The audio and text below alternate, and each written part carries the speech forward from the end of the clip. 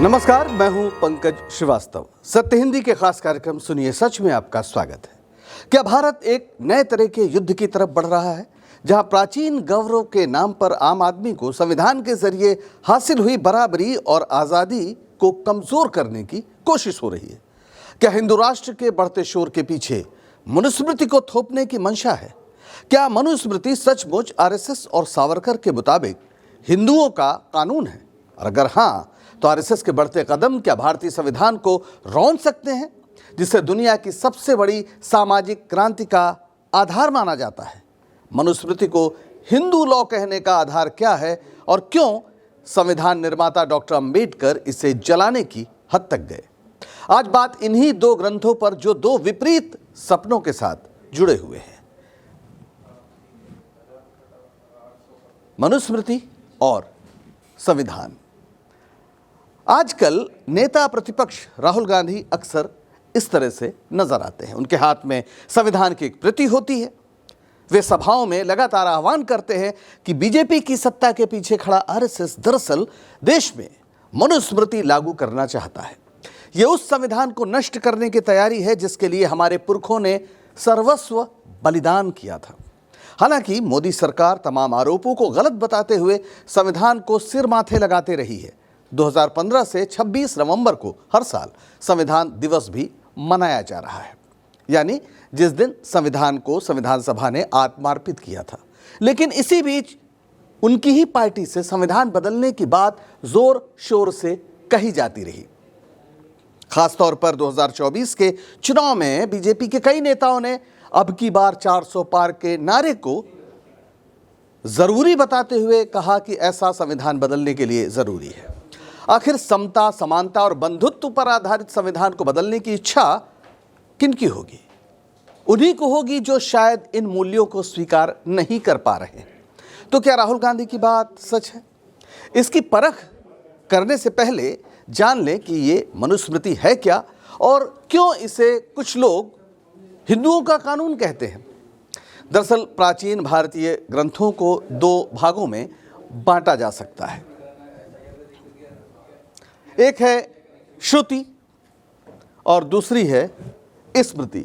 श्रुति में जैसे वेद, जिसमें संहिता, ब्राह्मण, आरण्यक, उपनिषद, ये सभी वेद के एक तरह से अलग अलग भाग हैं।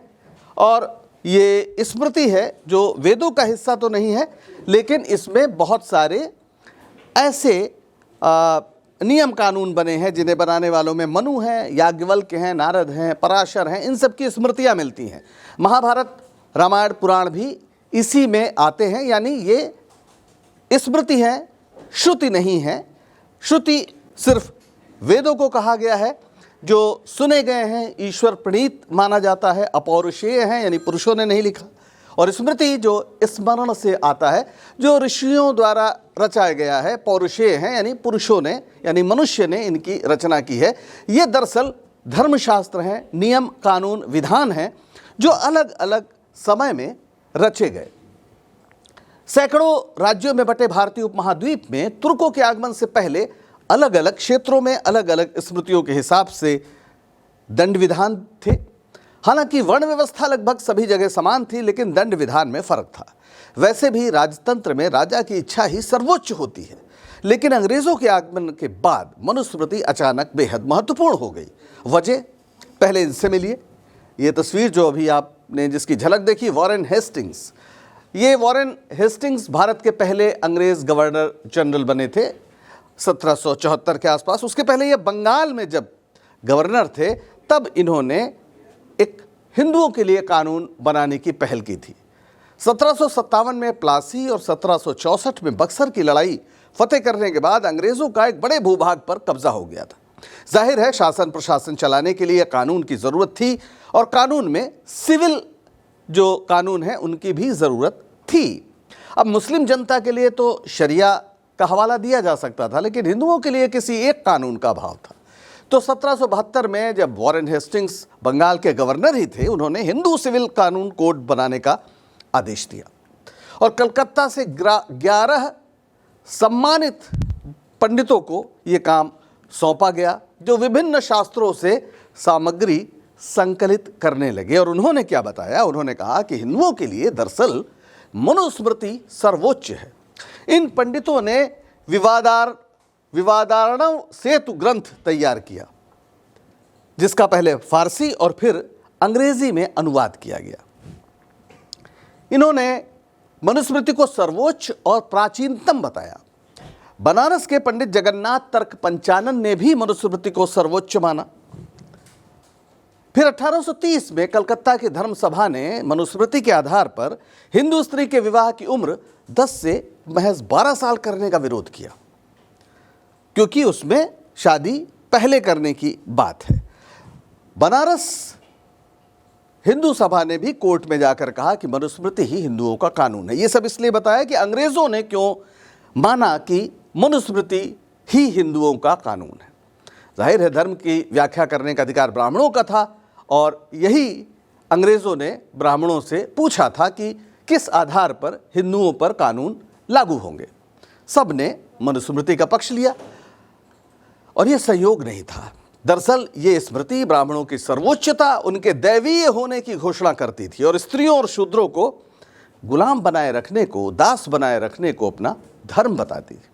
हालांकि गौतम का धर्म सूत्र भी था और याज्ञवल्क्य जैसी स्मृति भी थी जो इतनी कठोर नहीं थी, लेकिन मनुस्मृति सबसे प्राचीन मानी जाती थी, और जिन लोगों ने इसका प्रस्ताव दिया वो शायद वैसी ही व्यवस्था चाहते थे।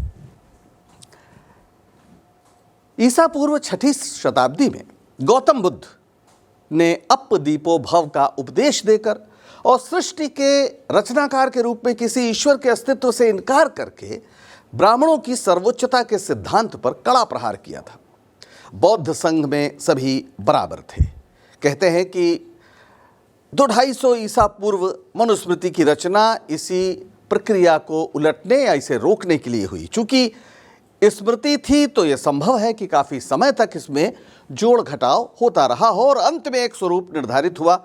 हमें आज जो मिलता है उस गीता प्रेस से, जिसे मोदी सरकार भारत रत्न देना चाहती थी। और इसमें जो कुछ भी लिखा है वो किसी भी सभ्य समाज के लिए मान्य नहीं हो सकता। इसमें जन्म के आधार पर मनुष्य को ऊंचा नीचा ही नहीं माना गया। स्त्रियों और शूद्रों के लिए अमानवीय दंड की व्यवस्थाएं भी की गई हैं। मनुस्मृति में कुल 12 अध्याय हैं, जिसमें 2684 श्लोक हैं। कुछ वानगी देखिए। ये शूद्रों के लिए क्या कहते हैं, उनके अध्ययन के लिए ये सुनिए आप। शूद्र श्रुति वचो गृहणन वेदाम व समुपशृणन जिह्वा छेदोस्य कर्तव्य कर्णयो स्वयं च सन्नति।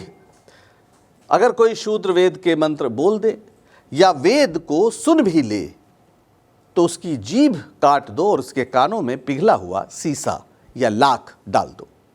ये शूद्रों की शिक्षा के लिए या उनके वेद अध्ययन के लिए है।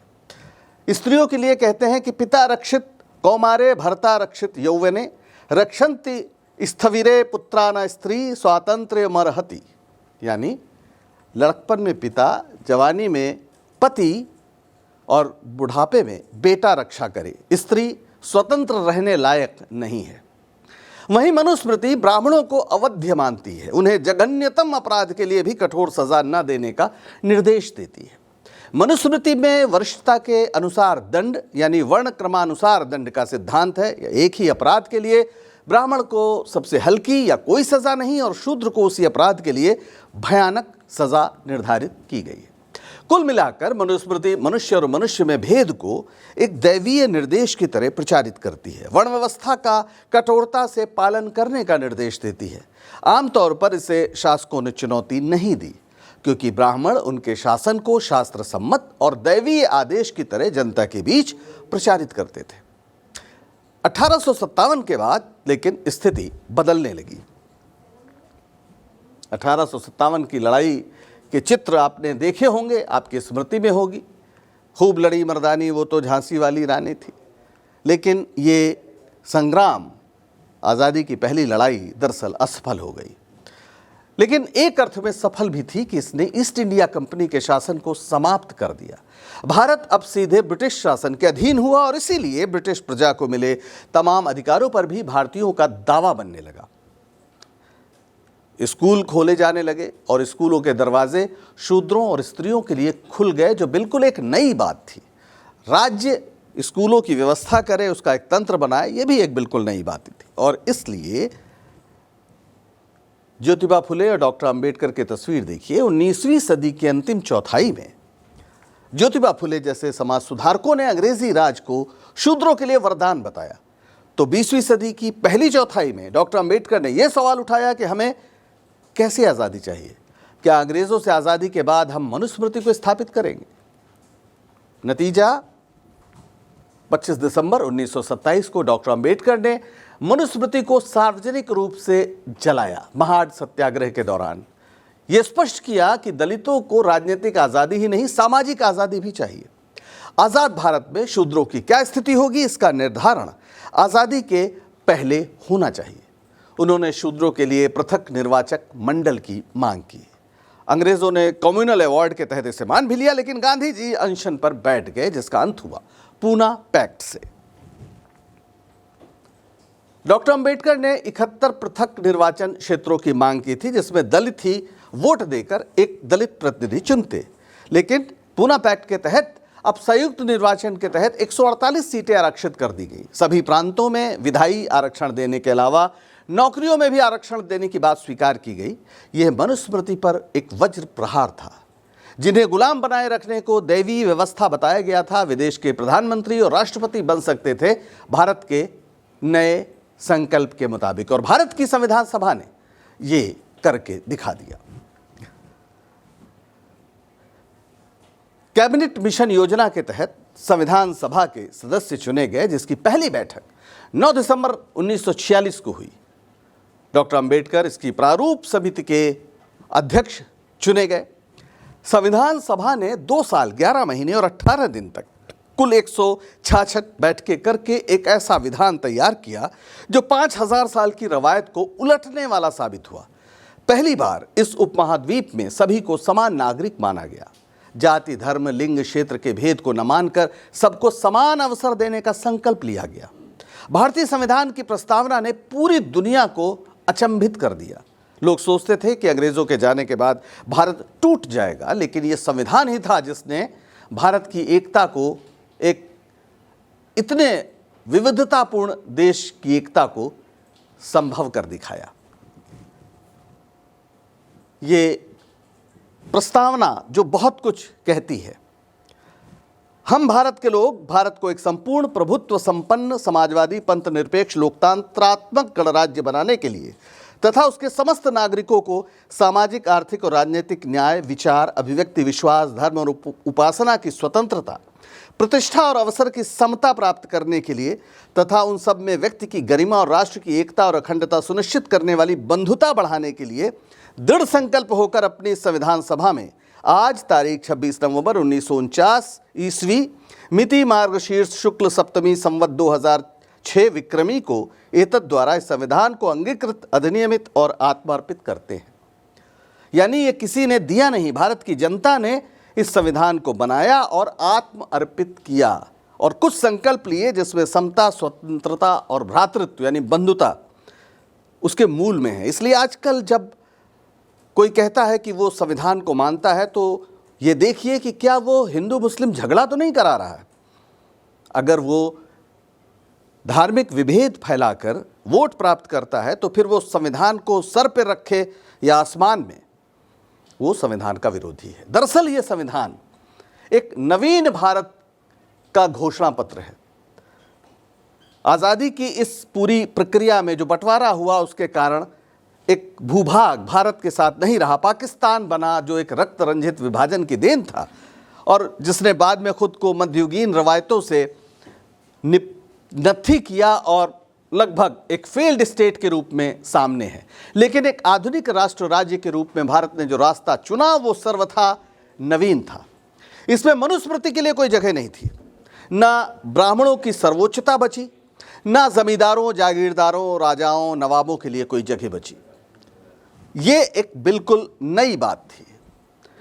मनुस्मृति कहती है कि तुम जिस वर्ण में पैदा हुए वही तुम्हारी नियति है, तुम्हारे जन्म के साथ तुम्हारा भविष्य तय होता है। जबकि संविधान कहता है कि तुम इंसान हो, इतना ही काफ़ी है। संविधान ने अस्पृश्यता को अपराध घोषित किया, बिना किसी भेद के बालिग मताधिकार को लागू किया, स्त्रियों को मुक्ति का मार्ग दिखाया, वे शिक्षा प्राप्त कर सकती हैं, जीवन साथी का चयन कर सकती हैं, तलाक भी ले सकती हैं, हर क्षेत्र में नौकरी कर सकती हैं और पिता की संपत्ति में बराबर की अधिकारी भी हैं। ये सब भारत के इसी संविधान की वजह से संभव हुआ। लेकिन जो मनुस्मृति के समर्थक थे उन्होंने भी अपनी लड़ाई जारी रखी हुई है और वे अदृश्य बिल्कुल भी नहीं हैं। हिंदुत्व के आधार पर हिंदू राष्ट्र की परिकल्पना करने वाले सावरकर ने मनुस्मृति को एक पूजनीय ग्रंथ माना है। सावरकर जो माफ़ी मांगकर अंग्रेज़ों के जेल से छूटे और बाद में लगातार हिंदू और मुसलमानों के बीच झगड़ा कराते रहे। इन्होंने कहा कि हिंदू और मुसलमान दो राष्ट्र हैं 1937 में, और 1940 में जिन्ना ने कहा बहुत खूब, हम बिल्कुल आपकी बात मानते हैं। तो सावरकर क्या कहते हैं? वो मनुस्मृति के लिए कहते हैं कि ये ग्रंथ सदियों से हमारे राष्ट्र की ऐहिक एवं पारलौकिक यात्रा का नियमन करता आया है। आज भी करोड़ों हिंदू जिन नियमों के अनुसार जीवन यापन तथा आचरण व्यवहार कर रहे हैं, वे नियम तत्वतः मनुस्मृति पर आधारित है। आज भी मनुस्मृति ही हिंदू नियम, हिंदू लॉ है। ये सावरकर समग्र खंड 4 पृष्ठ 426। एक और सज्जन से मिलिए। हमारे आदरणीय प्रधानमंत्री जी बार बार आरएसएस के स्वयंसेवक होने का गर्व दिखाते हैं। तो आरएसएस के जो दूसरे सरसंघ चालक थे गोलवलकर साहब, उन्होंने अपना भाषण भी दिया और यही चीज़ संविधान स्वीकार करने के 4 दिन बाद यानी 30 नवंबर को 1949 में आरएसएस का मुखपत्र जो ऑर्गेनाइज़र था उसमें एक संपादकीय छपा आउटसाइड इन्फ्लुएंस इनसाइड इंडिया, यानी भारत के अंदर बाहर का प्रभाव। इसमें उन्होंने लिखा कि हमारे संविधान में प्राचीन भारत के अद्वितीय संवैधानिक विकासों का कोई उल्लेख नहीं है। मनु के कानून स्पार्टा के लाइकू गर्स या पर्शिया के सोलोन से बहुत पहले लिखे गए थे। आज भी मनुस्मृति में वर्णित उनके कानून दुनिया की प्रशंसा का विषय हैं और स्वाभाविक आज्ञाकारिता प्राप्त करते हैं, लेकिन हमारे संवैधानिक पंडितों के लिए इसका कोई महत्व नहीं है।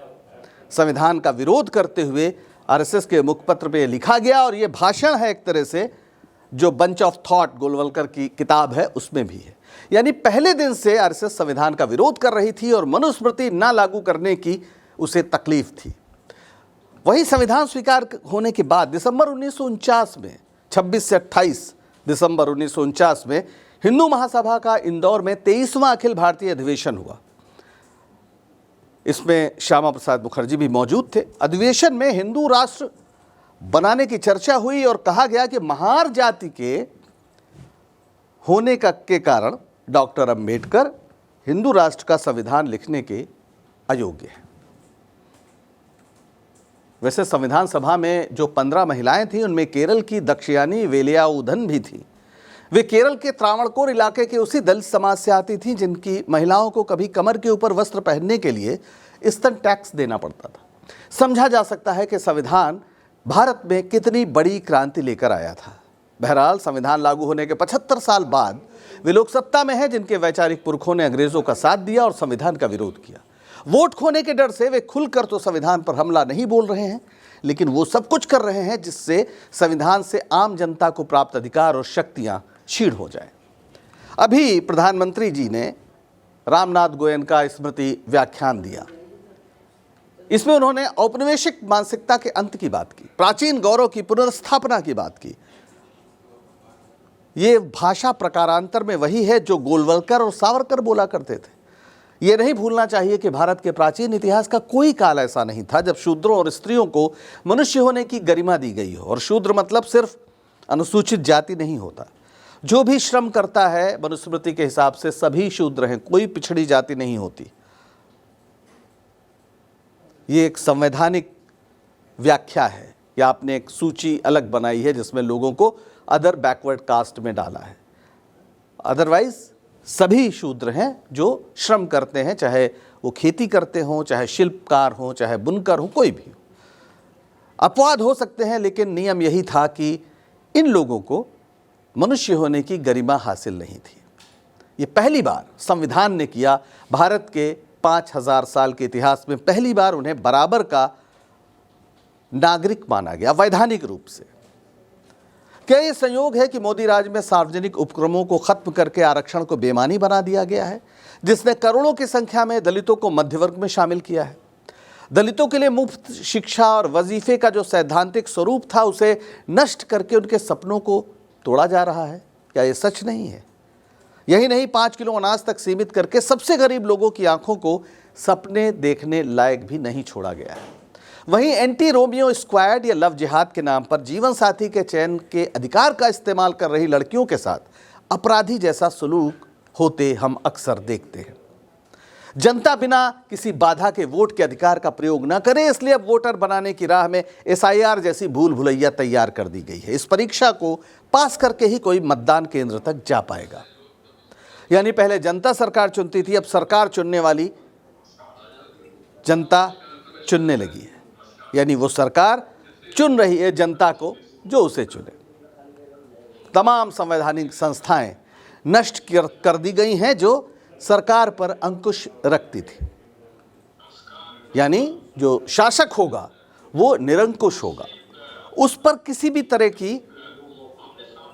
तरह का सवाल नहीं हो सकता है। सबका काम है बस उसकी जय जयकार करो।